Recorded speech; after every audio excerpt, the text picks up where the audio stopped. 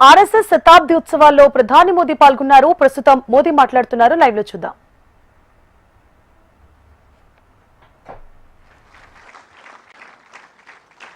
इस सिक्के के ऊपर संघ का बोध वाक्य भी अंकित है। राष्ट्राय स्वाहा इदम राष्ट्राय इदम न मम। साथियों, आज जो विशेष स्मृति डाक टिकट जारी हुआ है उसकी भी अपनी एक महत्ता है। हम सभी जानते हैं 26 जनवरी को गणतंत्र दिवस की परेड की कितनी अहमियत होती है। 1963 में 1963 में आरएसएस के स्वयंसेवक भी 26 जनवरी की उस राष्ट्रीय परेड में शामिल हुए थे और उन्होंने आन बान शान से राष्ट्रभक्ति की धुन पर कदम ताल किया था। इस टिकट में उसी ऐतिहासिक क्षण की स्मृति है। साथियों, संघ के स्वयंसेवक जो अनवरत रूप से देश की सेवा में जुटे हैं, समाज को सशक्त कर रहे हैं, इसकी भी झलक एक स्मारक डाक टिकट में है। मैं इन स्मृति सिक्कों और डाक टिकट के लिए देशवासियों को बहुत बहुत बधाई देता हूं। साथियों, जिस तरह विशाल नदियों के किनारे मानव सभ्यताएं पनपती हैं, उसी तरह संघ के किनारे भी और संघ की धारा में भी सैकड़ों जीवन पुष्पित पल्वित हुए हैं।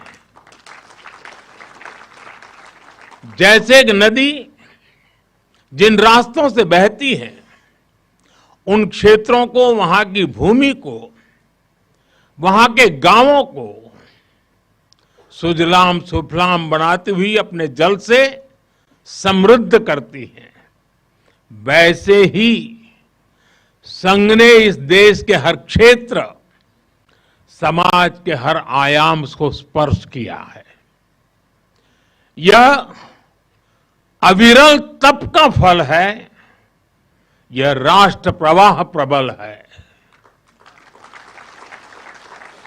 साथियों, जिस तरह एक नदी कई धाराओं में खुद को प्रकट करती है, हर धारा अलग अलग क्षेत्र को पोषित करती है, संघ की यात्रा भी ऐसी ही है।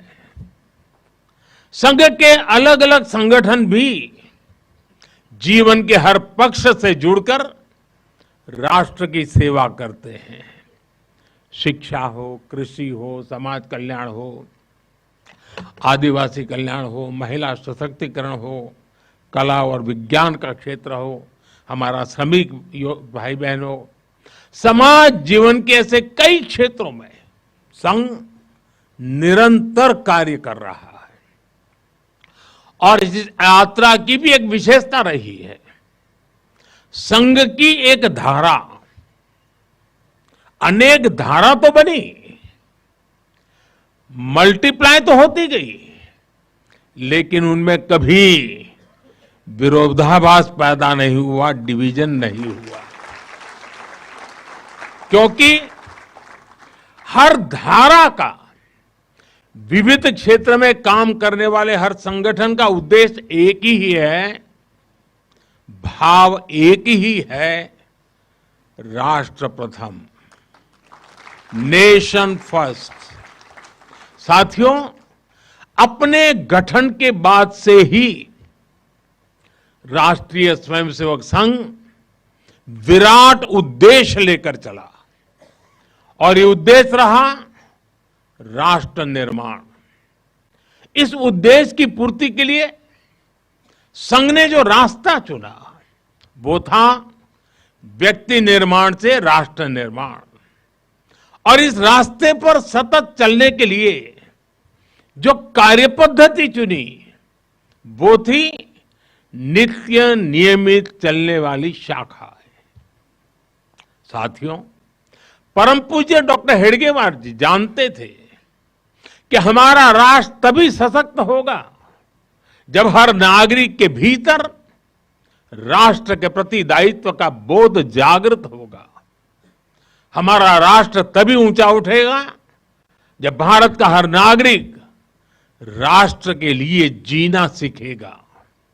इसलिए वो व्यक्ति निर्माण में निरंतर जुटे रहे और उनका तरीका भी कुछ अलग ही था। परम पूज्य डॉक्टर हेडगेवार जी से हम बार बार सुना है, वो कहते थे जैसा है वैसा लेना है, जैसा चाहिए वैसा बनाना है। लोक संग्रह का डॉक्टर साहब का ये तरीका कुछ कुछ अगर समझना है तो हम कुम्हार को याद करते हैं। जैसे कुम्हार ईंट पकाता है तो जमीन की सामान्य सी मिट्टी से शुरू करता है। कुम्हार मिट्टी को लाता है, उस पर मेहनत करता है, उसे आकार देकर तपता है, खुद भी तपता है, मिट्टी को भी तपाता है, फिर उन ईंटों को इकट्ठा करके उनसे भव्य इमारत बनाता है। ऐसे ही डॉक्टर साहब बिल्कुल सामान्य लोगों को चुनते थे, फिर उनको सिखाते थे, विजन देते थे, उनको गढ़ते थे। इस तरह वो देश के लिए समर्पित स्वयंसेवक तैयार करते थे। इसलिए संघ के बारे में कहा जाता है कि इसमें सामान्य लोग मिलकर असामान्य अभूतपूर्व कार्य करते हैं। साथियों,